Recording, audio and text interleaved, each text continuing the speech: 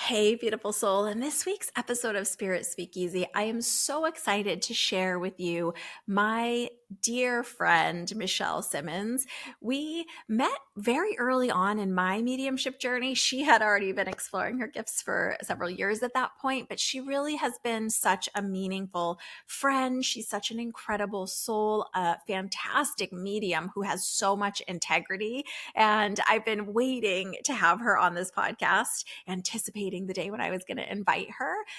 The conversation, I didn't really have like a specific agenda for it. So I love that it goes in a mediumship direction. I know you all always love hearing about mediumship and kind of the behind the scenes inner workings of our gifts and how we express them. Michelle generously shares with us some stories from her own mediumship and her own work. So without further ado, I'm so excited to introduce you to my dear friend and amazing colleague, Michelle Simmonds. Hey, beautiful soul. Welcome back or welcome in for our conversation today. I'm so excited to introduce to you my friend and colleague, Michelle Simmonds. Michelle is a spiritual life and business coach, intuitive medium, and the founder of Michelle Simmonds Coaching. She helps purpose-driven women awaken their inner power, align with their soul's truth, and create lives filled with confidence, abundance, and meaning. As an evidential medium, Michelle also works closely with those who are grieving, offering comfort, healing, and connection through messages from loved ones in spirit. Her compassionate approach brings peace to clients by providing clear and validating evidence that their loved ones are still near. With well over a decade, I'd say well over a decade of psychic mediumship and coaching experience, Michelle blends spiritual connection, mindset support, and soulful guidance to help her clients move forward feeling supported, seen, and spiritually empowered. Welcome in, Michelle Simmonds. Thank you so much, Joy. So happy to be here. I'm so excited for our conversation today. I am so excited to be here with you. I was teasing you before we started recording that I've been saving you. I've been wanting to ask you to be on the pod forever. You and I actually met during some of our mediumship development. Yes. Many years ago. How long has it been? More than 10 years, I think, since I've known you. Yes, exactly. It's been a long time now. We've done our That's crazy. mediumship journey. Yes. It's been a while. Will you share a little bit with our audience about yourself, your journey to uncover and discover and embrace your gifts and how that showed up for you? Yes, I will. So when I was, 15, had a couple of little unusual experiences. And so we went on a school trip. We went to a place in Tasmania, which was where the convicts used to come when they first brought them to Australia. I was 15 on a school trip. And as we were coming around the side of the ruins, I just knew what was next. I knew the building that was next. I knew the pathway, and that feeling of deja vu. And that was very, very weird for my, because walking around with girlfriends and just saying, "Oh my goodness, look, I know what's going to be here," and it was around the corner. Wow. So that was the first sort of experience where I thought, that's a bit unusual. And then sort of a little things on and off, but when I was about 18 and moved out of home, I really got drawn to the tarot, and then I eventually got drawn to Reiki, then I was drawn to crystals, and in my early 20s, I started sitting in a mediumship development circle, and with my very first teacher in Melbourne. And so I sat there for years, and since then, the same as you, we've had mentors and teachers from around the world. And it's been a really fun journey, but also really difficult because, as you know, sometimes our experiences come in fits and starts, and, things come along which are a little bit tricky to handle, and then families and relationships and things come in. But always through that line, there's been that thread of spirituality the whole way. And I've always known that no matter what happens in my life, that level of spirituality, that internal guidance on top of intuition, the mind-to-mind communication that we're doing with mediumship with our loved ones in the spirit world has been there to be supportive through all the ups and downs of life. So that's the sort of strong constant that I have, that connection is that strength, that inner knowing. So I don't know if that explains exactly how I No, got where I that's am now, but wonderful. And it's so, I mean, yeah, it's so interesting too, because I think people don't realize that as we're developing these gifts, whether we've known about them our whole lives or only for a segment of our lives, it really, we still have this human journey that is so uncomfortable that we that we have to be on, that I think we don't always think of that part. I mean, I know when I was outside of it, I thought maybe psychics and mediums had some like inside track to avoiding problems and challenges and pain, and that is just not the case. So that is absolutely not the case. I think we walk exactly the, even though we have this sort of like heads up about some things, yeah, we still have to live our life in the real world, even so though true. half the time we'd love to be, with our one foot in the other world. We really do just have to be grounded in this world. That's so true. You are in Sydney, Australia, which I should have said to Yes. let everyone know that you're one of our Australian friends. Yes. Will you share a little bit about what a development circle is and what it looks like? I don't know if we've talked about that on the pod before. It's not the most common thing here in the States. And actually, you and I were in a development circle as part of a class together. And that's the first time Yes. I'd ever even heard of that, to be honest. Right. So, will you share a little bit about what that is?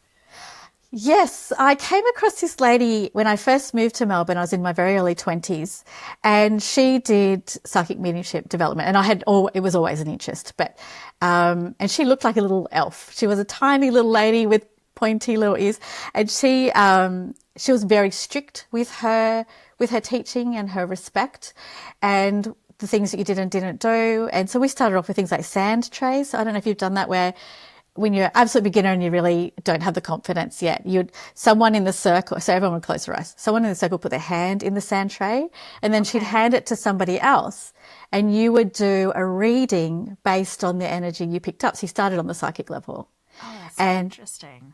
it was very, very good. And then sometimes she would hand out like a card upside down, say oracle card or tarot card. And she was a fabulous tarot teacher as well. I did her course as well.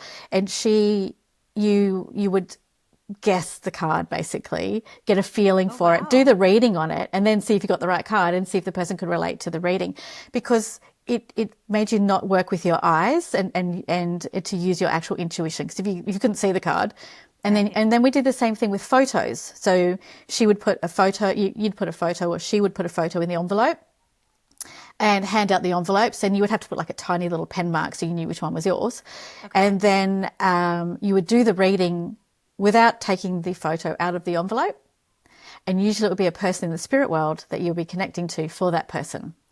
So there were different exercises for the different levels that we were doing. So we would do the mediumship on photos, and then you would be allowed to take the photo out and look at the photo and then tune in directly, especially if you're new and you couldn't tune in very well. And then you could hold the photo and see the photo and tune into them that way. Wow.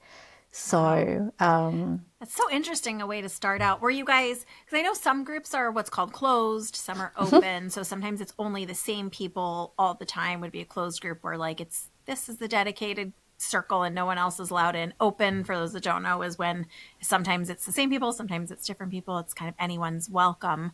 Which type of a group was this? she had two groups. So that you would go in the beginners group and then you would sit in the other group. Okay. But I've sat in open circles as well, and that's fine as well, because sometimes when you're sitting in a closed group and you're reading the same people over and over and over, Yeah. you get to know them too well. So the thing is, when a new person comes into an open circle, it's like, oh, someone fresh to read.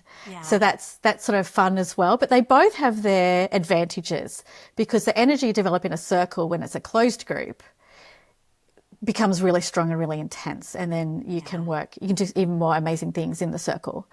I've been blessed to sit in some amazing circles and see some amazing things happen, including physical mediumship. So I don't know if you've seen that, where some things Yeah. move around the room and that sort of thing. And I was blessed to be able to do that, sit in a circle for a little while, for a little bit, and that was super exciting. And did that. So I've sat in all sorts of circles and done It's all very sorts of. cool.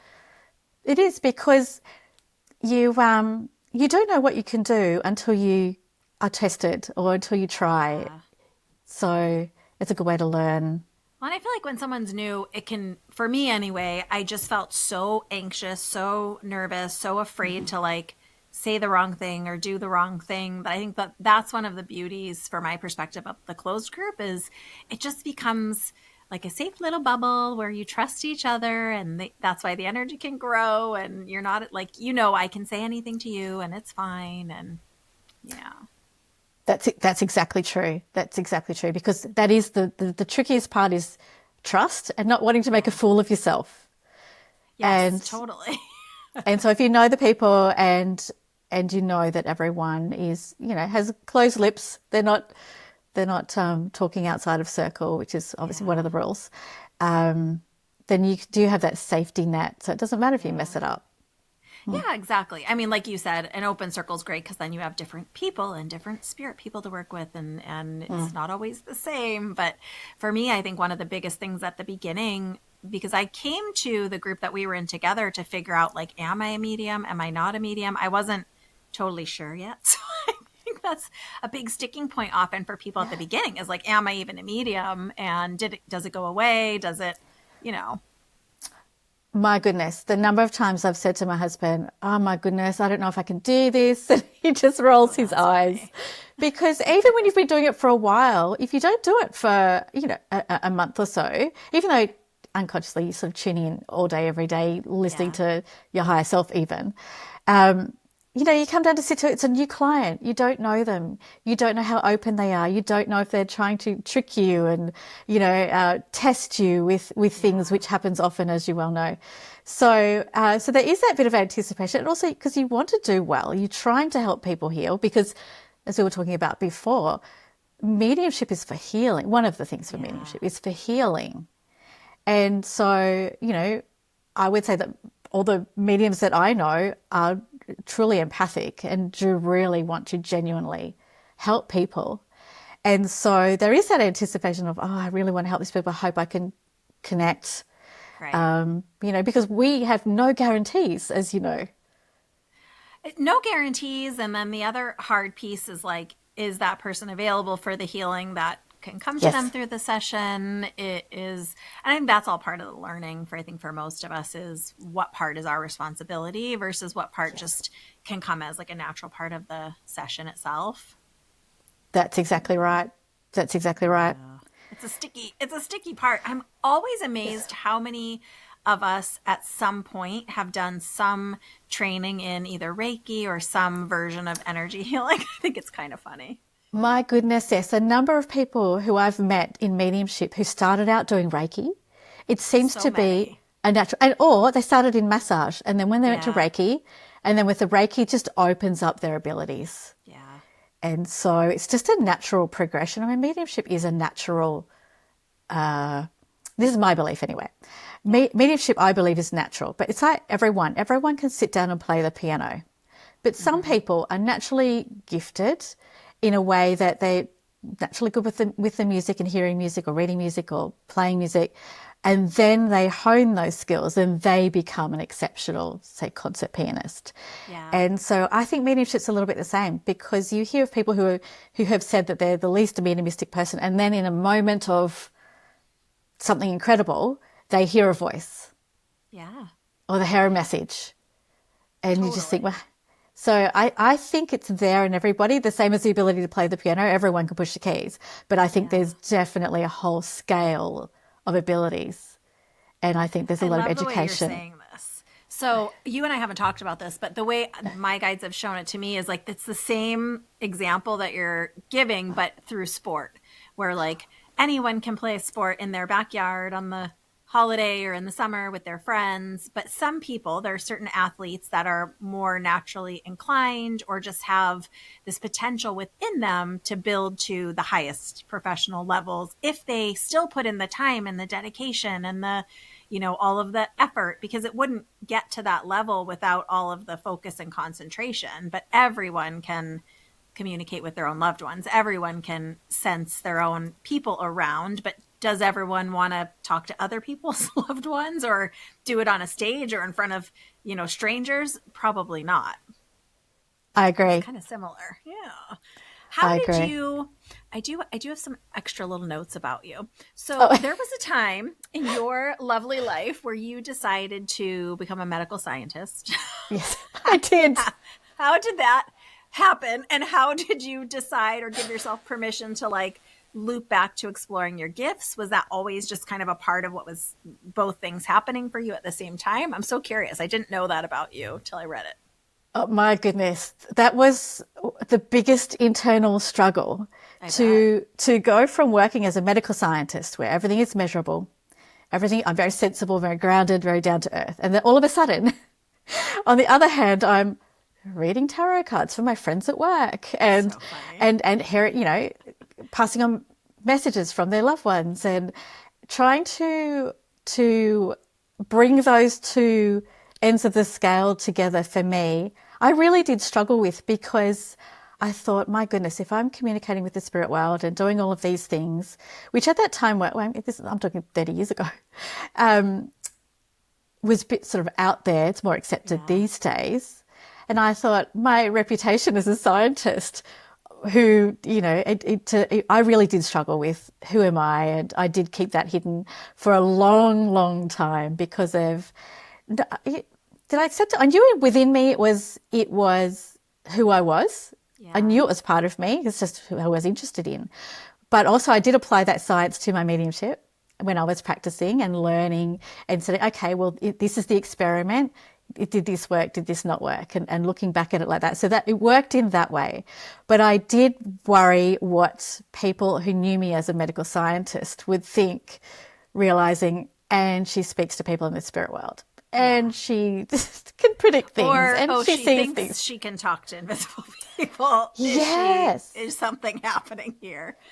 Yes, and deciding when to share that with people, because I have kept it hidden from some part of my life, but people who are friends who I'm close to, they all know. Like that's not hidden. But I have revealed it to people who I've really liked and thought, well, I'm not going to hide who I really am from them. And I have told them, oh, by the way, I speak to, people in the spirit world. I'm pretty intuitive, and then ghosted.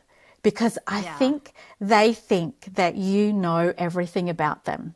Yes. And you're not going in there to read them. I don't know what their deepest, darkest secret is. I But don't I want to think, know. Like, if they're not my client, like, I have my own stuff. I don't want to know. well, also, it's disrespectful to tune into somebody if you don't have their Yeah. permission. It's like opening their mail. You don't Yeah. go and open their mail. You don't, we have ethics in mediumship, and Yes, we one of do. them is you don't read people without their permission. Yeah. So, I mean, okay, as an empath or an intuitive person, you're going to pick up on their mood or that sort of Right. thing, but you're not reading them. You're not No, going in you're and not like reading them. talking to their grandma or talking to, yeah. No, because you're busy leading your own life, trying to hold your own things together and get your own stuff done. But I think people think that you suddenly know everything about them. And that's sad because, I'm thinking of one lady in particular. She was such a lovely person, but I thought I'm not going to hide this. But then, Yeah. you can't predict. Oh, no, not predict, but you can't always know how they're going to react.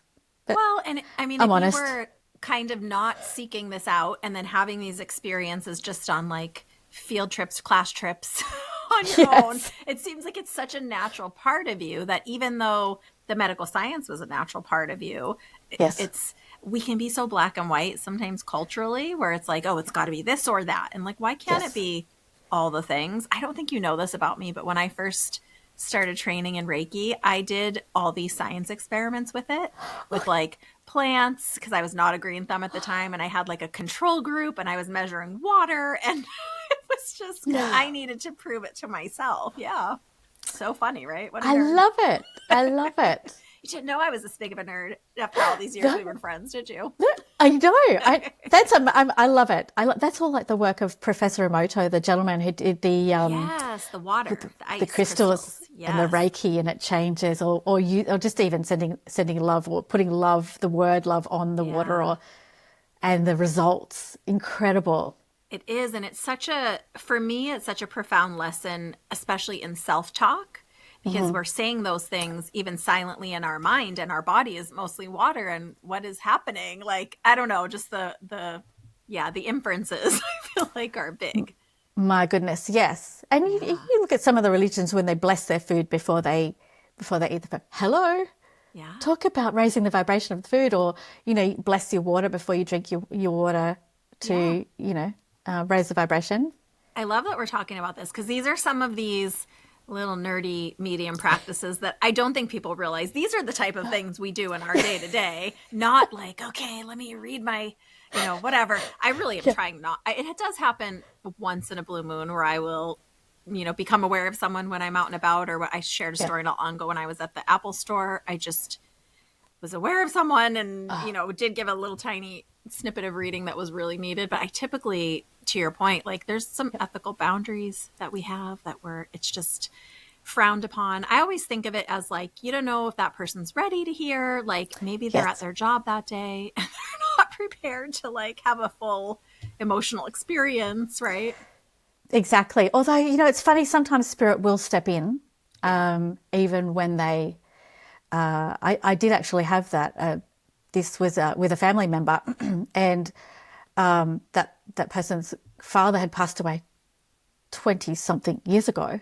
And I just closed my eyes in meditation one day, and I saw this gentleman, but I didn't recognize him until my dad actually stepped in, stood next to him, and I was like, oh, and he had a message, and I passed it on to that family member. Oh, wow. And I didn't know what was going on with them. I didn't know but the message, and he didn't give anything away when he gave it to me. He just basically popped in to say, I approve, I passed on the message. Oh, And so interesting. I don't normally do that, but it was a family member and they know me. So, Yeah, well, if they know you, if it's a total stranger, I sometimes yes, will tell the spirit person, hey, they've got to bring you up somehow or open the door somehow, and then I'm clever. happy to help. Clever, clever, exactly. Okay. Because sometimes clients will come and they'll put you in a situation which they're not meaning to do. But so I've had a lady come and sit down in front of me and say, I want to know exactly when my dad's going to die. Oh, geez. Now, hello, ethics, but B, I'm not God. But Yeah. you do get a good feeling for it. But I just went back to spirit and said, look, you need to give this to me in a way that I'm happy to share this information. Oh, Because the that's good. responsibility of what we say weighs so heavily on my shoulders. I'm very, very careful with what I say. Yes. And especially not with, people wanting to become relying on you to make decisions and things. Hello, that's not Yeah. empowering. I'm definitely all about self-empowerment. Well, yeah. So Spirit basically, they came through and they said that she would get back in time for the funeral for her father. No, not the funeral. She would get back in time to see her dad before he passed, which is Okay. what her actual question was. Oh, interesting. Yeah. So, you get asked things and you think, my goodness, I'm not in a position to answer that and be Yeah. comfortable within myself. So that was one where I just go back to Spirit and say, okay, give this to me in a way that I'm happy to pass that message on. Yeah. Had he been ill and she was wondering the timing, you said she was wondering, could she get back in time? Yes. Yes. So what she really wanted to know was she going to make it back to see her dad before he passed away? So I don't know. It Yeah. was a very quick reading that I was doing. It was like a 15-minute reading. So, but Yeah. that's all she wanted. She came in, sat down. I just want to know when my dad's going to die. It is so And interesting to me too. I wonder if this happens for you of like sometimes the question the person asks is not the question at all. It's what they've packaged it to be. But like you said, her actual question wasn't when is he going to pass? It's am I going to get to have another moment with him? Am I going to get to see him? So I mean, to me, that's part of the evidential validation is spirit didn't answer her question in the way she had posed it to you, but kind of came yes, in a different direction and was like, actually just let her know she's going to see him. So, which was the actual need, right? yes, absolutely. And that was quite healing for her.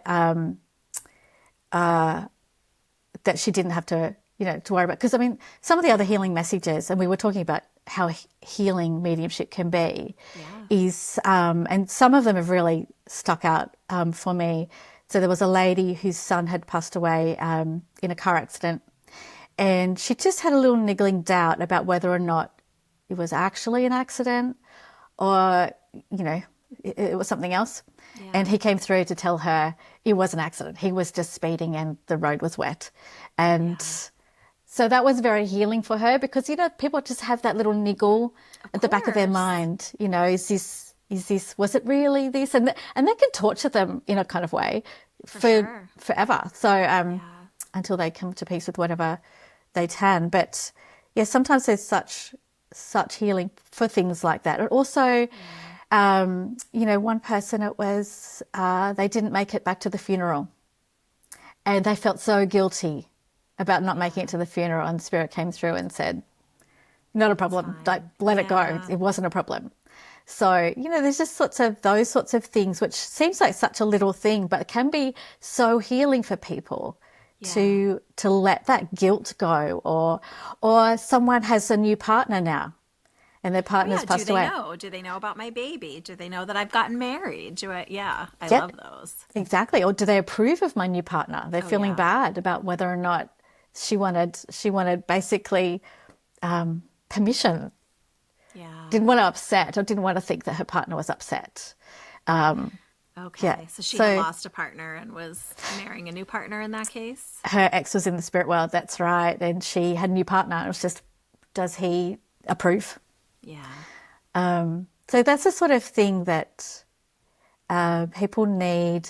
The mediumship brings them healing. And also, as you know, when we're doing readings, we're teaching at the same time.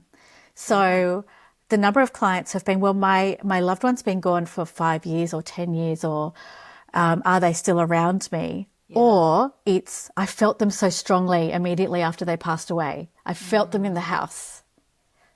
I can't feel them anymore. Have they left me? Yeah. So they think that they're not there. But I'm like, it's not, they haven't gone away. They haven't faded. Your memory of them is fake. Because over time we tend to think of them a little bit less, but they haven't gone anywhere. They're still just a thought away. Right. But the fact that we're not thinking of them as much or as often or as intensely, we think it's them. Yeah. My favorite is when it kind of comes up organically in the reading, where I just had one. This week has been, it's only Monday when we're recording this, but I feel like I'm still connected into last week because it's just been a stream of days. But it's like, sometimes I don't know what their question actually is, or that's on their heart, wondering, like, I had the converse of that recently of like, oh, well, I've just been so much in my grief. Everyone else is feeling them. Why am I not feeling them? They popped into a dream early on, but now I still haven't felt them. I don't know what's happening. And it's interesting. This person's spouse on the other side brought it up before they even, because I kind of like to see what comes organically, and then if they've got questions, they can ask them later. But it was, he was indicating, and I was like, you've been feeling like you don't know why you're not feeling them around, and everyone else is feeling them and not you. And they were like, oh my gosh, yes. And I was like, oh, well, they're indicating like, no, it's just your grief is loud, or, whatever it is in that situation. So it is interesting, the common threads and the questions that people have, that maybe the spirit world kind of gives that detail or that message before we even really know what the question is. Those are my favorite. And exactly, because isn't that great evidence that spirit knew what she was thinking, even if she hadn't discussed that with anybody else, but that's how she was truly feeling. Yeah. And then you've brought that through to her. So she's like, oh, hang on, spirit do know what I've been thinking. Yeah. So they are close to me. So it's brilliant evidence. Those are the best for me, because it's like, and then sometimes it's depending on the person, the spirit person, right? They have personality still. Some of them have very strong sense of humor, where I find myself apologizing and saying like, I don't mean to be irreverent, but your person is so funny, and they're saying it in this sarcastic way. And I just had someone just the other day, it was a different reading, but the spirit person was saying like, oh, I'm so proud of them. They finally like got out of their robe and are putting some clothes on to go run errands. And the person was like, oh my gosh, now I know it's them, because I just started doing that 2 weeks ago. And it's that for me is, I think, a lot what it is. Let me know what you think, but like, it's those little details that they wouldn't have even thought to ask about, but are the most meaningful and the most evidential in proving like, oh, how would they know that just 2 weeks ago I put my robe up and have clothes on now? Exactly. Such good evidence. But I was just reminding you of one that she had been trying on a red dress and it was just her, obviously, the cubicle trying on the dress. Didn't look good on her. And the person who came through was like, yeah, it didn't look good. And I saw you in the red dress, and it was a good decision not to, like, they've been talking about sense of humor. Yeah. So, it was a loving, kind message. But also explaining to your clients, if you didn't ask your grandfather when he was here for financial advice, you don't ask him for financial advice when he's in the spirit world. You know what I mean? I mean, Yes. they can Will you see a say little bit more further about ahead. this? Because this is a big one. But it's true, though. It's true. Yeah. You know, yeah, you wouldn't be, they're the same sort of personality. So, you know, so if they were not a particularly fabulous person and kind on this side, they don't suddenly become all knowing, grow angel wings and suddenly turn into a, you know, a loving, kind person immediately when they pass over. Yeah, they They're have some still work to immediately do. after they're still the same. They do seem to change over time and they seem to Yeah. soften and learn and heal and things over time. But immediately if they've passed over. So I had a gentleman come through and he was not a pleasant read, tuning into his energy, and he, she was saying he was not a great human to her. And I said, well, he's not apologizing at all. And she said, if I had said to her that he was apologizing, she wouldn't have believed me Yeah. because his personality hadn't changed at that point, and he was still the same person he was immediately after. Yeah. I do think they soften over time, and I do think that.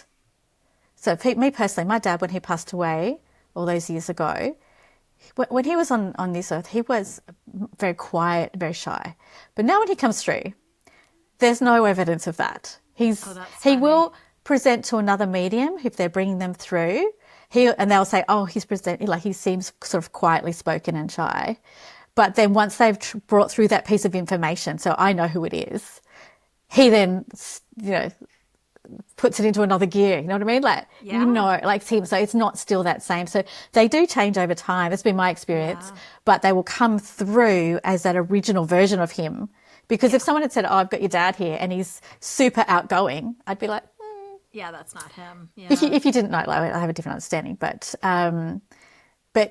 yeah, so their personalities do stay the same Yeah, they for have their a little same sense while. of humor, their same, Yeah. like if they wouldn't have liked that red dress when they were here, they don't like it still, or they are like, oh, I don't like that color on you, or whatever it is. So Yeah. but to your point, I do feel like I don't know if it's through the life review or just through the expansion of their soul, but I do notice that often they are acknowledging, oh, when I was here, I was like this, or I behaved this way. And now I understand. I keep thinking it particularly with like a dad I communicated with recently that was like, oh, when I was here, I wasn't so warm and fuzzy. I didn't understand emotional needs. And now I realize I could have had a different relationship with my kids or, whatever it is. So Yes. And sometimes they do come through and apologize. sometimes if they're an apologetic person, but I've also had them Yes. like acknowledge something, but it's like I can feel in the energy and the emotion that's like I want to move to the apology and there's a stickiness and I'm like, oh, they still are not going to give a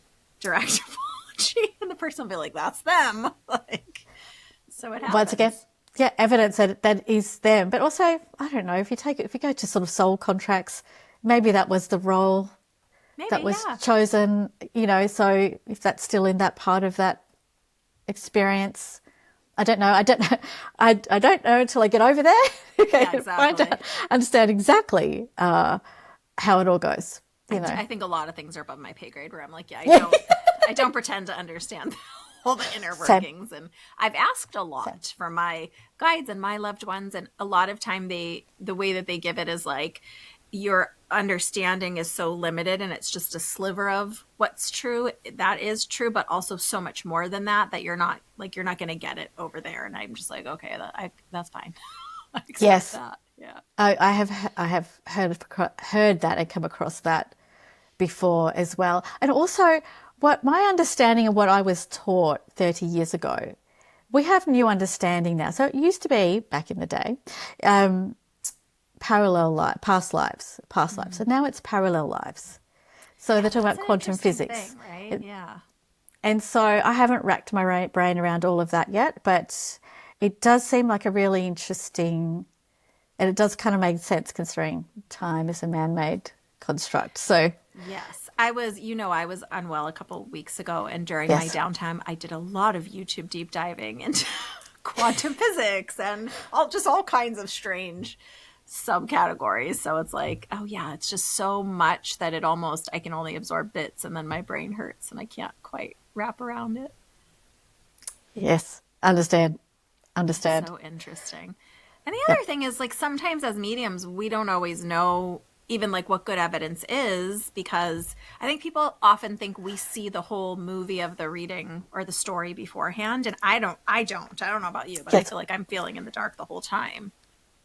Yeah, so they will give us one piece of evidence and we hand that Yeah. over and we get that feeling of did I interpret that right? So we might see, like some people I don't know if they understand, but say I as a medium, if I Yeah. said blue apple, where you see blue apple in your head, that's how I see my mediumship. I see it in my head or Yeah.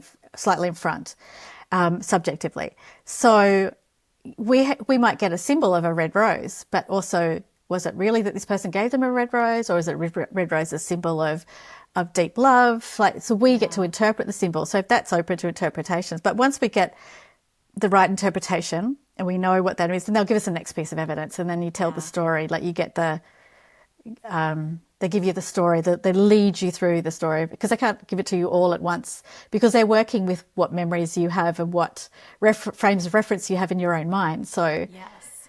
Will you explain a little bit more about that? Not everyone we have on the pod's a medium, and so I don't get to talk this much about mediumship with everybody necessarily. And I don't know that we've really expanded on or explained much about that facet. Will you talk a little bit about that? about how they work with us, the mechanics of, Yeah, how they're using our own references. Because sometimes in a reading, someone will say, "Oh, can you tell me what they look like?" And I'm like, "Well, I mean, once yeah, in a while I can, but usually no." So I'm like, "Oh no, they're showing me my childhood home or my grandma's house or my place I recognize with wood paneling on the wall." yes, yes, exactly. So they will, so it's like symbols. So you just imagine that they will go through the filing cabinet of our brain, That's go how I through our think of it. Dropbox That's how basically. old I am. I always say my Rolodex, my file cabinets. And so they will give me a feeling of a situation.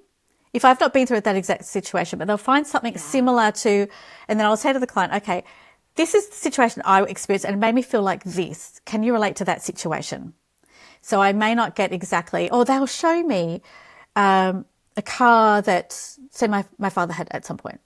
And then also, whether I'm saying that's the actual car that they're talking about or Yeah. that's the color of the car, I've got to work out exactly because quite often, or sometimes they'll show me a photo and you're looking in and Mm-hmm. sort of describing it. So, but it seems to be different for everybody. It's never It exactly the is. same every reading. It's because it's a different mind you're communicating with. Yeah. So they're not going to be the same. And some, as you said before, are humorous and some are switched on and some can come through. I've had this several times now, and I'm sure you have as well, where you're reading for somebody and they will say, actually, I had this just recently, this actually, blah, blah, blah person connected to me passed away a couple of days ago. The funeral's coming up in a few days. Yeah. Can you get a message? And I just say, look, I will try. I cannot guarantee anything. I don't know, what the situation is. And then more often than not, they're good to go. They're Yeah. ready with messages. They're ready for proof. They can say how they're feeling or what's happened or who was around them when they passed, Yeah. that sort of thing. And I mean, not absolutely always, but that's happened a few times where This they is a don't need great time. point because the truth is, when someone comes in to see us, whether it's on the computer or in person, Yep. for Yep. me, I know you're the same. I don't want to know anything. I don't Yes. want to know who they're there to hear from. And so I Yep. never, like, literally never know if the person's been there a day or 40 years. And Yep. I just had one earlier today that she said the person had only been crossed over for just a couple days and wasn't even sure that they could come. So it does seem like they can communicate pretty quickly. They really can. And I think that's not a problem from the spirit side, but Yeah. if someone is on earth side and they've just had a passing and they're deep in grief, I absolutely would not recommend them come for a reading Yeah, that's a because good point. it's for so many different reasons. One, energetically, they're not going to be able to hear half of it, Yeah. but also they, like even my own dad, been a medium for decades. He had been gone for 3 days before I had got myself to a space to be able to. I actually saw him in my dream. He just turned. It was such a real experience. But that took 3 days, and I was a little bit annoyed with myself, to be honest. I'm like, hang on a second, I'm a medium. Why am I talking to my dad right now? Because the grief. I'm a normal Yeah. human, just like everyone else. Your dad passes, your dad passes. There's grief.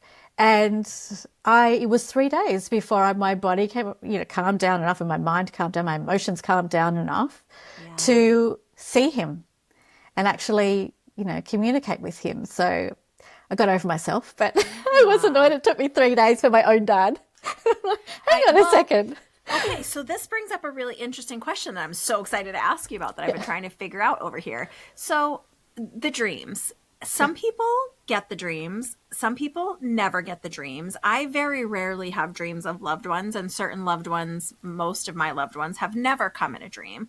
I haven't quite sorted out yet, and maybe it's an answer we can't answer, but I don't know if it's some people on the spirit side are better at doing the dreams, quicker at doing the dreams. I don't know if it's something about us in our human form that some people receive dreams and some don't. Because I've even had families in here where one person has received the person in a dream and like several others haven't. And they're like, I want him in the dream. Or do you have any thoughts about how all of that works? I know I put you on the spot a bit, but that's okay. This is my own personal view. Yeah. I think it depends on us. Because I have a client, she dreams all the time, very vivid, gets all her downloads through her dreams. She is just a powerful dream person. Personally, I've had maybe three dreams all the time. Yeah. So I think if we are getting enough sleep and the right depth of sleep, that we get into that state, I think we can. Do I think they can probably also insert themselves in our dreams as well? Definitely. But I think we kind of need to meet them halfway. I think they can help with their energy, but I think we've got to be in the right space. And sometimes you have dreams and you wake up and you can't quite grab them. But I think also if you practice it, you can get better at it. But interesting. I had a dream. So I had a dream with my grandmother. So same thing. There was no talking with my dad, like as if I was just communicating. I just saw him and he looked at me and smiled so serene. And I just thought, okay, here we go. That was like his sign. He's good. He's in peace. My nana, just saw her. Same thing. All good. I had a very interesting dream. And it was, when you're half asleep, half awake, just as you're waking up. And I saw my mother-in-law. And she was floating a foot off the ground. She was transparent and shimmering. And she was crying. And she said to me, can I be on your team? And I thought, that's a weird dream, because she'd just been in Australia. She'd just flown home.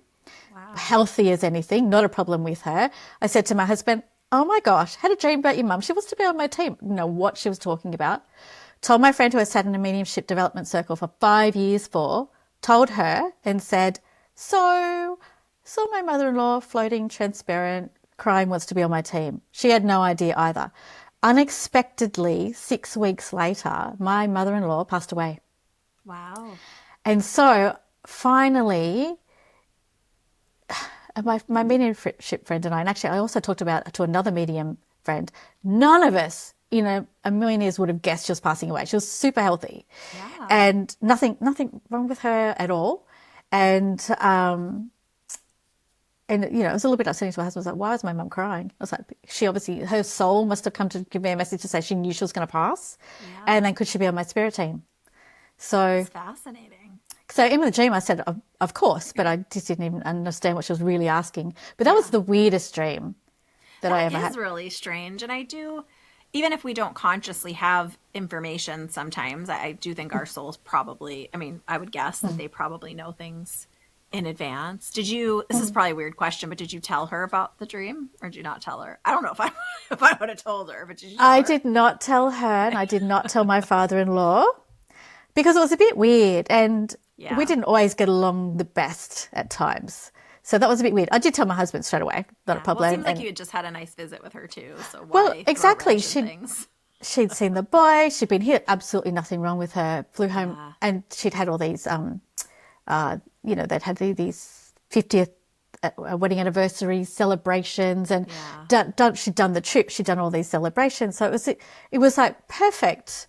Like everything was perfect. Like if you were sort of sitting down to pick a time, And she actually always said, always, that she never wanted to be in a nursing home Oh, and interesting. or aged care facility, as they call them now. But so she never wanted that. So she knew that she always said that she never wanted that. It is So so interesting. And I do think sometimes, particularly in the dreams, I know that they don't always, typically when I hear about the visitation dreams, they look healthy and well, and they sometimes look like a younger version of themselves. But I also yes, know that they can sometimes look totally different. Early in my work, when I was yes, really only doing Reiki and kind of opening up for quote unquote messages from guides and things, I had one client, she'd been with me for a long time, and I just kept becoming aware of this woman standing next to me that sort of looked like the woman from the Titanic movie, with like the long hair and the nightgown and the older woman, the whole thing. And I said it to her afterwards, and I was like, I don't know if this is a guide or what this is.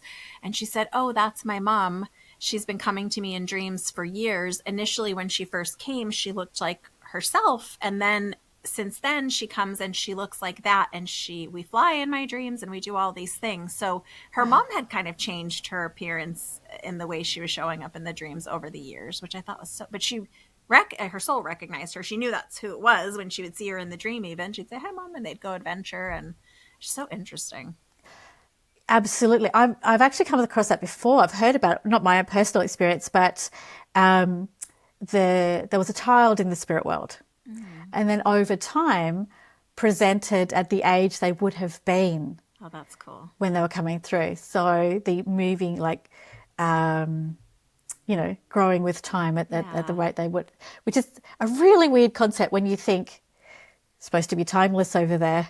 Only Yeah. time is meant to be here, but presenting at that age. It was a little girl, It so she is grew up in the spirit world. interesting. Yeah, I do feel like I've experienced that before, where they, even in a reading, it was a gal, and I felt like she was like about late 20s, like 28. And then in my mental pictures, I kept seeing her with the dollhouse, and she looked about 5 or 6. And I was so confused, and I kept trying to place her as passing away in her late 20s. And then I just said, okay, give me just a second. Let me work with this here. And then I understood, like, oh no, kind of what you said. She was little, she had an illness, and then it's been 20 years. She's grown and wants them to know. Maybe it's just their way of explaining that to us. It's hard to work that out as a medium, though, when Yeah. you're doing it, when Yes. when you see it. It is, and because you're like thinking, hang on a second, just give it to me in sequences, and you've got to go back and really. And so, do you remember when we were being taught in class once? They were talking about you reach up, you touch the spirit world, and then the vibration comes down. And you reach up, you touch the spirit world, you get the next bit. You reach up, you Yeah. touch the spirit world, get the next bit of information. So, if it's getting to that bit where you think, hang on a second, the flow just seems to have stopped, and I'm getting a bit Yeah. confused here, or a bit not understanding the way they're giving me the information, to sort of go back in and get back into the zone, if you know what I mean, or Yeah. tune back in, or raise your Raise your vibration and power, or connect. whatever it However, is. Yeah. you sit in the power, raise your vibration, however you're going to do it, and get back in that zone. Okay, give it to me again, and give it to me in another way that I Yeah. can make sense of this. Yeah. So They're so gracious with me. I feel like they are constantly giving it to me in another way. When you were talking about the roses, I had someone not long ago that kept giving me this really intricate, little teacups with the saucers that have the little roses. And that was correct. And but it was sticky in the energy of the reading, and it wasn't quite flowing. And I knew something wasn't quite right. And then I kept seeing it again, and I was like, I'm definitely missing something. And then I was like, hold on, you have someone whose name is Rose, actually, who also had these teacups. And she was like, oh my gosh, yes. So I feel like the problem is always with me. Never with them, but they're so patient. but we're doing our best, but it is hard to, you're never quite sure if they're giving you exactly the thing, or the name, or the noise, symbol, or the rose can mean healing, or all the things. Just Yeah. And they we all, just like you said, they communicate so differently, just like people communicate differently. Some, I feel like there's a lot more pictures. Some it's more audio, clairaudient, internally, subjectively, inside my brain. yes. Sometimes it's just the knowing. Sometimes I just find myself saying things, and I'm like, okay, I don't know. I'm just going to say these things. So it's Well, fascinating. it is, and it's lucky we do have those other faculties and way of picking it up, so that we can bring through information from people in the spirit world who never spoke English. So That's the best. Yeah. yeah, Or who are so nonverbal completely, or who didn't, yeah, have any ability to communicate or language. so you get the feeling of it, or they can show you the image of it to give it to you in a way that you can pass on, that the person understands, you know, what the message is and who the person is. Because sometimes you've got grandma on that side, grandma on that side, and there's another grandma as well, and someone who was Yeah. like a grandma, and you've got to split them all up, you know, Yeah. work out who's who. I feel like the spirit world, at this point in my work anyway, it's grown a lot over the years, and hopefully it still keeps growing. But I feel like what I'm always telling people, if they say like, oh, I've got, three aunties that were just like that, and I'm not sure who you have, I'll say like, don't worry, let's just keep working, and they will continue to give information to identify themselves from the others. And inevitably, they always do. And there's one bit that is different, or, you know what I mean, that soaks them in from the others. Exactly. I go into exactly the same thing. I say, okay, how, you know, how would you just, how do I pass on the information? You'd be like, oh, Yeah. she used to love to dance, or, you know, Or this one hates whatever. dancing. Like, Yeah, yeah. she Or hates she the was the one dancing. who, you know, they often like to come back and say, because sometimes people have in their some of the final memories they have of their loved one is that they're not well in Yeah, hospital, that's true. and they've got things wrong, and they'd like to come back and confirm that I can walk now, I can eat properly now, I'm not in pain anymore, Yeah. so that I'm they healed. can have their healing from the mediumship reading. Yeah. So that's, I mean, that's the whole point. We're doing healing. And sometimes it's healing in advance. I had this last week where the message that came through was something was about to happen. Trying to say it in a way, but, you know, confidential. I'll just keep it really Yes. general, but I'll keep it really general. But there was something that was about to happen on a global scale. And this was going to impact this person and her work. Okay. And so Spirit came through and said, this is going to happen. It is going to affect, it's actually going to make your work more difficult, the work that you do. And don't lose hope, because actually your work now is more important than it ever was. Wow. And so she was like, okay, you don't know until it happens. Yes. And then we had an email exchange going, don't give up, don't be upset about it, keep going, do what you need to do so that, yes, it's harder, but they were trying to, the spirit world gave her a message to ease her grief before she had the To grief. pre-encourage. My goodness, yes, because she said, she often thought about just throwing in the towel and walking away. Yeah. They're like, no, it's going to get hard, but you need to keep going, because it's really, Yeah. your work is needed even more so. So it's interesting. So they will bring through a healing message to preempt a situation and say, Those look, are so fascinating to me. And I think one of the most important things, I don't know, that I think to remember for anyone who might get a reading someday is the spirit side knows the greatest need of our soul is often the way we say it, or the need of your heart, or what's really been on your mind or troubling you, or what you need, right? yeah, And sometimes the questions that we might think to ask, or the catchphrase we might think to like wait for, is not even the best that the reading could be. It's this like, hey, you don't know about this yet. Or I'm thinking of one, I know she wouldn't mind me sharing this. It was like a family group reading, and her brother's on the other side, and he was sharing with me that she was pregnant, and I didn't know that everybody didn't know. And he wanted to be the one to announce it, but he was that kind of personality that would want to like steal your thunder and announce it. And so it was kind of hilarious, but it was exactly what the family needed in that moment, to really believe it was him, because it was things that they didn't even know. And so I feel like, I have a little bit of a pet peeve about the catchphrase thing. I'm excited to talk to you about that for a minute. So it is really, really difficult. So, yes. and you know this, but I'll share it with the audience. Yes. So I did a reading for a lady. She'd lost her grandfather. This is 20 years ago plus. And so it's okay. I can share the So I details. was like, 10 years. When I read your bio, 10 years, I'm like, that's Yeah. 10 years, Michelle. I was just being humble. But it was, so she came to me and I gave her this reading, and he was a really good communicator. He was a really good communicator. Came through, gave a bop, da da da da da da. And then it was like 15-minute readings because I was doing, this is like so long ago, way back when I did psychic fairs and did readings there to get my, get my practice in. Yeah. And at the end of it, she said, but I had a code word with my grandfather. And so she was ready to dismiss all of the evidence she just had for this one code word. Yeah. So my heart sank and I thought, oh gosh. So I went back to him and said, please, your granddaughter wants to know what the code word, please show me the code word. And all I could see was colours and this painting, and my heart sank. So I went back to her and I said, look, really sorry, I didn't get a code word. All I can see is these paintings and these colours, describe them to her, for this. And she said, oh, actually, that's what it is. So she was actually trying to trick me into saying, oh, it's this word.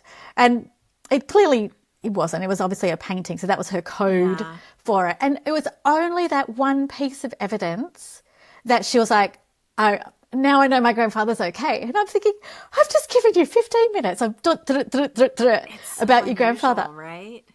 Yeah, it's a little bit frustrating because I don't know why the first thing out of his mouth, but the first message was painting. Like, why didn't he just, I don't know. I will never know. I wish he had. I always think it's because maybe they have to get me to understand it in a way that I will give it. Like, I'm not just going to give random words. I hear Mavis in my head snatching. That's snatching. That's like very like random and makes no sense. And so they have to give it in a way that I will talk about it or say it. Or so maybe if he would have just said painting, you would have been like, I don't know I need something different. You know what I mean? Yeah. Yes. But I think it's hard. I can understand why somebody would want a code word. Of course. Yeah, of course. But what if the medium just cannot catch that meaning or that word? Or what if it's a word that's not in their filing system? They don't know, they don't have a symbol for that word for their spirit team. And maybe they just don't hear it auditory. So I don't know. I can understand why you would want to have a code word. Totally. But also, maybe not dismiss the entire reading if they can't get that one. Especially if everything else was, the way you and I are trained is to give specific details, not just to say, oh, it's a man. He has an M in his name. That's all I know. Like, you know what I mean? I'm sure you gave much more detail about him as a human being that would have shown that was him versus anyone else. But some people, in a reading, they only want to hear from one person. Yeah. They only want to hear one thing or one code word, and they're closed to everything else. And it makes it a very difficult read. It is hard. It's hard work because, I know you know this, but it's our energy, their energy, the energy of the spirit world who is creating this link. Yeah. And if they're going to sit there and say, prove it to me, and you usually still get the information through. It's just so much hard work. Well, and it's just, I always think like it's just not what the reading could have been. It's just not where it could have gone to because they're not in a place to allow it maybe. Yes, and I don't know. I can understand why they would be skeptical, why they want to, in brackets, test the medium. But I think you get to the point where you're like, my gosh, I've been doing this for so long.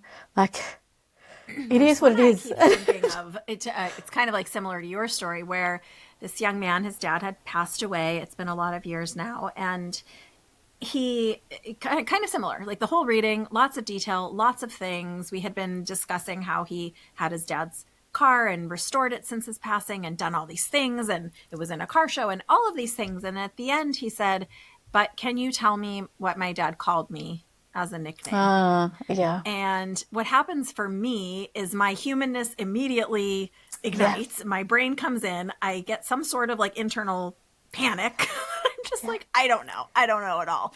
And the crazy thing, not crazy is probably not a nice word, but the strangest thing was that it was such a normal, it was like Buddy or something. It wasn't even like a unique, special, specific nickname. It was kind of a general nickname. And I just was like, okay. But like to your point, I understand why someone would want that one thing they wanted.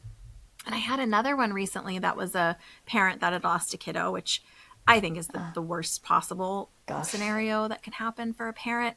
And I had given the whole reading. And then all of a sudden at the end, I even felt like this kid didn't really like the water, I just was aware of it in the back of my mind. And at the end, I was like, this is so weird, but I just need to talk about, like, did you guys take a cruise? And she's like, that's the thing I needed him to say to know for sure it was him. And it had been a whole reading of all this detail. Yes. And I just was like, oh God, that's a dicey, that's a dicey proposition. That's scary. Isn't it? Because our humanness does kick in. It doesn't matter how long we've been doing this, that we want to serve. Right? Yes. And we want to serve the client in front of us and serve the spirit world. Yeah. We want to do a good job. And then, but our self-doubt kicks in and go, hang on a second. What if I get this wrong? They're going to disregard everything. And if we just calmed down and just went, it just feels like body, then you just think, but you just, I don't know, does it come with time and experience? Because I'm still not there yet. Still learning. I don't know. That's a good question. I mean, maybe some, because I definitely have, well, you said it at the beginning, it's in fits and starts, right? There's times where I feel like, oh, wow, things are going really well and everything's deepening and these are such specific details. And then there's other times where I just don't know if I could find a spirit person to save my life. Like it is just like that, I think. And that's why the thing with mediumship, it is such a difficult career choice, if you're going to call it, calling path to walk, because you're not drinking alcohol beforehand. So you're not, you're staying off the sugar. You need to have your sleep. You need to have had time to rest and meditate. You need to have got yourself into a space. It's not like you can just rock up to work, tired or exhausted or whatever. You can't. Your work starts days before. This is so true. There's certain family members I can't speak to the day before if I have readings in the day, I won't speak to my dad. Sometimes listens. I love you, Dad. I won't speak to him in the day before I have a reading because I don't know. I might get frazzled, Yes, I don't. I stay away from, YouTube or that sort of thing, no scrolling or anything, because, and I also know that when I'm getting ready in the morning to be switched on ready, because the messages are coming through when I'm trying to blow dry my hair or, getting the makeup done, get ready, get everything sorted, ready for the reading. And the messages are starting to come through before you even get there. And I say, hang on a second, I'm not a tape recorder here. You're going to have to come back later when the client's in front of me. Or just certain details that you're like, oh, that's really weird that I'm noticing that house number is that. Or, you know what I mean? Yes. So that you start to get the heads up. You start seeing the same thing, like you said, and then you realize, hang on a second, I'm hoping this is for the first client I'm reading and not the second. Exactly. Which client it's for then. But the joys of mediumship. Same as you. I always say, like, come back when it's time and come a different way. Because otherwise, if I was aware of someone earlier and then they come back in the second session, let's just say, I get doubtful and I think like, oh, that's my mind creating that because I felt that earlier. And so I've even told them, like, you've got to come a totally different way if you've already come. Yes. I do that all the time as well, because if you've read someone a couple of times over the last few years and not that you remember that stuff, but if you've read them a few times over the years and you know that you've read the whole family, so you kind of know the bits that are going on, I do the same thing. Give it to me in a different way. Give me something you haven't given me before. Yeah. Give it to me, so that I know. And if I do remember something, I always say to the client, look, I can remember the last time we spoke that this happened. I'm just giving you a heads up. And then the rest of it I can't remember because I don't usually remember a lot of the stuff. But if I do remember, I will tell them. Same, and I'll say to the spirit world, give me other stuff. Don't go back in on the same link. You know what I mean? Just give me something else. It'll be kind of like you said, like I know we've talked about this before, but also did you do this or you know what I mean? I'm aware of this whole other thing. Because the truth is we have so many stories of our lives, especially if someone's lucky enough to get a lot of years and pass away in their senior age.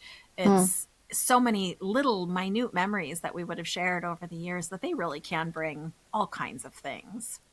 They absolutely can. So many things, and things that the person's even forgotten. So, you bring through the message and like, oh yeah, I completely forgot, blah, blah, blah. I love those. Yeah. Whatever. They used to crochet doilies. Yeah. That's right. But the reason that evidence is so good is that person wasn't sitting there with that in their mind. Like it wasn't in their psychic energy. You're not reading that. It's something that they, didn't know, weren't aware of, wasn't in their thought pattern. So you're proving that especially if they have to go away and you give them a piece of information, they're like, I don't know, I need to go away and check that with another family member and then come back. I like that. That's so good, because then you couldn't possibly have been reading that person energetically. Yeah, They're exactly. they're It's the spirit world is so, I mean, there's an intelligence there with them that's so fascinating. and it's so compassionate. Yeah. Yeah. They're so compassionate. Having said that, they are compassionate, but they can be firm when they Yes. when If they that's want to their be. personality, they can definitely, yeah, be very direct and firm and tell someone's business entirely sometimes. Yes. Yeah, exactly. Exactly. And also tell them if they, sometimes they think they need to be putting a bit more effort in or doing something in a different way, that they will, Yes. and you have to be very careful about how you share that information. I had someone come recently and it was their grandma communicating from the other side, and it was about to be holidays, and they were trying to make some of the grandma's recipes, and she wanted to specify and let the granddaughter know to tell the mom that she was leaving out like pistachios or something very odd and specific of the recipe. And the girl was like, oh my gosh, I can't even believe, like, yeah, my mom hates those pistachios and leaves them out every time. And the grandma was like, well, it's not my recipe if it doesn't have my ingredients. Kind of a sassy grandma. Perfect. If Perfect. someone is wondering if they, because I believe sometimes our gifts are, we're aware of them when we're kids, and sometimes they rise to the surface later in life. If someone is wondering to what degree they have mediumistic gifts or how to start even dipping into that water of understanding, do you have any like tips or thoughts or direction for people? I think meditation Yeah. and is a great way to get yourself centered and get your energy right, that you can open those gates for communication. I Yeah. would do some reading, and there's so much out there. Like, just read about the basics of it, but also find yourself a really good teacher and mentor, Yeah. and get a group together. And it's really easy to sit in groups online these days, That's true. and Yeah. and do your development and sit in development for years, because even if you are born incredibly gifted, the practice is just going to make it better and stronger. Yeah. That's great So, advice. although actually also your guides are going to train you, so your guides will give you information, so you don't want to all come out being exactly the same because you've all had the same teacher and you've all come out like little robots of each other doing exactly the same way, because everyone's guides are different, everyone's personality is different. So I think you'll do it in a way that suits you and your team and your mediumship. And mediumship is changing. It's not exactly the same as it was, way back in the days when 1800s in the UK and things like that, and even Yeah. earlier in the US, and things have changed. And Yeah. I think it's always progressing, but I think you need to understand the basics of it. I think I also really passionately believe that it needs to come with personal development, because just because someone's a medium does not mean they have done their personal development work and done their healing work. Yes. I am so glad that you said these things, because I'm constantly saying, like, I hate that this is the answer, but it's meditation and personal development that creates the conditions for the learning, the rest. You know what I mean? So I I, hate that I, it's the answer, but it is. It is. And I know there's some people who say, they don't do mediumship and things like that. I'm not mediumship. They don't do meditation. But that's what I mean. It's different for everybody. You do Yeah. you, like, do what works best for you. If it's Yeah. not kind of working for you, then maybe try some of the other ways Yeah. There's out lots there. of ways. Yeah. Put your scientist sort of cap on and run some experiments. Do I do better if I've done meditation? Do I do better if I'm really well rested? Do I Yeah. do better if I do a meditation that raises my vibration before I do a reading, as opposed to drop down into a calming meditation right before you're about to Yeah. work? For me personally, I need my energy to be up, Yep. not sort of drop down into a deep calming meditation where my energy feels like I could almost go to sleep. So, but Exactly. that's Yeah. I just for agree with me. that. It'll be Yeah. We're different all for everybody different. else. Yeah. That's kind of how I feel about the thing where you'll hear some people say, like, oh, I had to totally give up alcohol, or I have to be a vegan. Or I do think for some bodies that's probably true. Test it on your own body is always, I believe, right? Trial and error. Yes.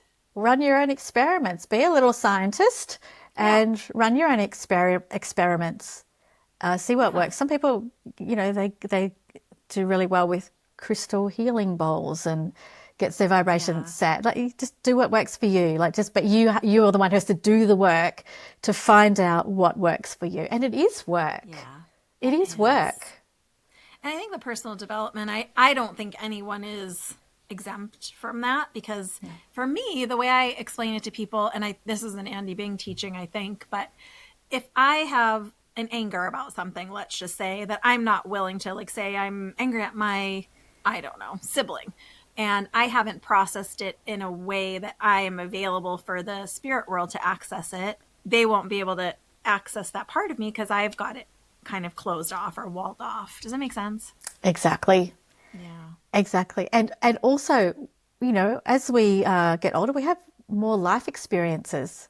Yeah. We can relate to more people with more empathy as we've lived through certain difficulties and certain situations, and all of that experience of who we are as a human and our personal development work we've done to get us to where we are. And, certainly not perfect here, still doing personal development all the time. Progress. Still working on myself. Exactly.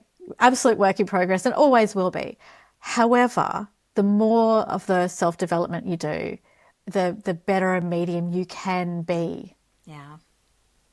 Well, and I think, kind of just to bring it full circle, I feel like for me anyway, it's not just providing healing for our clients on this side and the other. I know through my mediumship, I've healed to such deeper levels and come to such different understanding about myself and people and the world and emotions and all the things, that I think some of it is our healing through the work too. Yeah. Absolutely. It's healing for us. How many readings have you done that's been so healing for that person, and you've got learning out of the reading? You learn time. yourself. Yeah, every time. It's incredible. Here we're doing readings and it helps heal the client in front of us. We experience the healing as well. Yeah. And the understanding, or the way they've explained it, because every different communicator is explaining it in a different way. You think, oh, okay. Yeah. Or giving them a different way so that, the communicator might come through and give them a way to do a particular healing process on themselves. Right. And you think, oh, I didn't know you could do that, or that's a great idea for that. Yeah. So it's always so interesting. It's not easy, but it's very interesting work. It is, and I love, this is my nerd side, I think I love that we're never done growing and learning. And I mean, Mavis used to say that, 50 years a medium, and was still constantly learning and being taught new things. So. My God, yes, but it stops us getting bored, doesn't it? Yeah, that's that's the best part. I didn't realize we've been talking so long already. Oh, gosh. I want to ask you our spirit speed round questions while I have you. Are you up for the speed round? Okay, I'm ready. No pressure. Okay. Will you share one thing that shocked you or was unexpected about working with the spirit world or working as a medium? One thing that shocked me. Yeah, or that was unexpected. Sometimes it can be really easy and it just flows. And sometimes, like we just said, it can be really hard. Yeah. And I suppose it's not just a button you can switch and turn on and there it is again, ready to go. It's changing all the time. So shocked me is that it's a continuing process that is always changing. I suppose I wasn't expecting. I thought maybe you learn it, you do the course, and you practice like for a year or so. Like everything else, you climb that ladder and then that's where you are. Yes, this is shocking to me too. You learn to drive a car, then you can drive a car. It is done. And the concern about, I'm going to drive here, it's not. You just drive a car. It just is. You don't even think about it now. But you still have to think about it with the mediumship. You're still making sure that you're getting all the basics right. So maybe that it's just an ongoing process. I suppose that's the thing. That's a great one. If you got to spend a day in the spirit world, you got the full tour, you got to spend time with everyone you've ever known who's crossed over, and it's almost time for you to return to your life, and your guide tells you have 1 hour left, who do you spend it with and why? Oh my goodness. I know this has probably been said before, but I would probably have a chat to Jesus and then ask to explain a few things, which I still feel a little bit puzzled about, things that don't add up because of changes in the Bible and things like that. So I think I'd really like to know, what is the exact truth? Yeah, that's a great one. I have a lot of questions too. Even though we have these spiritual gifts, we have very human lives. What is one quirky thing about you that people might be surprised to learn? Quirky thing about me. Yeah. I love healing with essential oils. I don't know how quirky that is, but I genuinely feel that essential oils have such a high vibration. It's so healing. And I've had my own experiences with myself and my family. And I just think essential oils are a gift to this planet. That's I really suppose cool. when it's done in a way that protects the planet, protects the plants, protects the people who are Yes, of course. collecting, when it's all done in the right way, but All I the think things. all the things, but I think that there's a lot of healing in herbs and essential oils. Yeah, that's really cool. I agree. Will you leave us with a pearl of wisdom? What's one piece of advice you wish that you had had earlier on in your understanding of your gifts? That it keeps changing, and that the way they communicate with you keeps changing, and it is ever evolving. Yeah. And you just learn more and more, and you just don't get to the end of the line. There's no one and done. It is ongoing. So I think it's always spiritual exploration of ourselves, our abilities, and opening up our hearts as much as we can and healing ourselves as much as we can to help heal other people on the planet. Well, they heal That's themselves, really but beautiful. to aid that. Yeah. Oh, I love that. That's a great one. Thank you. Well, will you tell everyone how they can work with you, how to get in touch with you? I'll link everything in the show notes, of course. But Yes, so it's www.michellesimmonds.com, and it's Simmonds with a D, Simmonds, or just email me at info@michellesimmonds.com. yes. And so I run a course that's to do with helping spiritual women grow their gifts and their businesses. So that's very popular. Or I have another popular one, which is for a 12-month, once a month tune in, check up coaching, because I'm a spiritual life coach. And then that's just 12 months to get them to their goals for the year. You've also got a really cool money mindset download with a lot of journaling prompts, and I highly recommend everybody get that. I've got it, and it's very cool. So I do a lot of my work with helping them with wealth building. Yeah. So because for some reason there seems to be that a lot of spiritual women who have these businesses, whether they're spiritual or not, but whether they're healers or therapists, sometimes the money doesn't seem to go hand in hand with the caring work that they're doing. Yeah. And that's one thing that I certainly am really passionate about, is empowering women with their mindset, with their finances, with their businesses, so that they can live the best life that they would choose to live. Well, and the truth is, this is one of these areas of pesky personal development that most of us have a lot of things that we either learned in our family of origin or our culture, or we have stickiness around. So this counts for personal development. It absolutely is, because it's to do with, are we enough? Do we know we're enough? Do we think we're worthy and deserving? All the things. Yeah, can we receive all the things? And Yes. you do offer mediumship readings as well, right? I absolutely do. Yeah. I do. So they can do one-on-one readings, one-on-one coaching. They can do 12-month coaching. So it's, there's a lot of options. There's an option there for everybody. But definitely sign up for that freebie and get on the list so you can find out everything else. And of course, I always link everything in the show notes, because I could not remember a website name to save my life. So it's down there to just click the link. I'm so grateful for you in the world and your friendship and you being here. And I just adore you. And thank you for being here with us and shining your light. Oh, thank you so much. And just love and hugs to you across the ocean. And I appreciate being here. And I've really enjoyed our chat. It was so much fun. Good.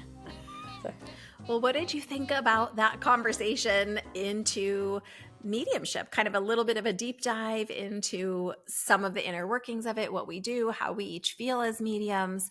I know Michelle and I are kind of similar, but we also have differences in our thoughts and the way we work. So I love that she so generously and open-heartedly shared with us.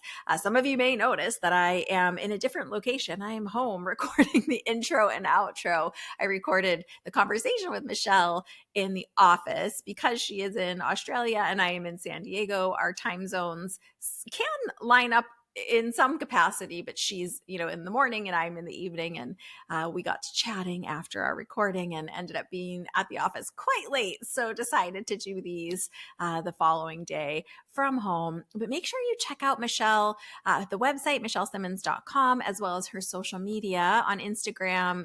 She is Michelle's spiritual medium, and she's got Facebook as well. And I will link everything in the show notes for you so you can easily find it. But do make sure that you get her freebies and her downloads and on her email list. She really is such a special soul. And I am so grateful to have her as part of my community and as a dear friend of mine, and so happy to share her with you. I'm so grateful that she came and shared with us. And I would love it if you would share this episode with a friend that you enjoy talking about mediumship or woo-woo things with, and make sure to check out, Michelle. Big hugs, lots of love. Bye for now from inside Spirit Speakeasy.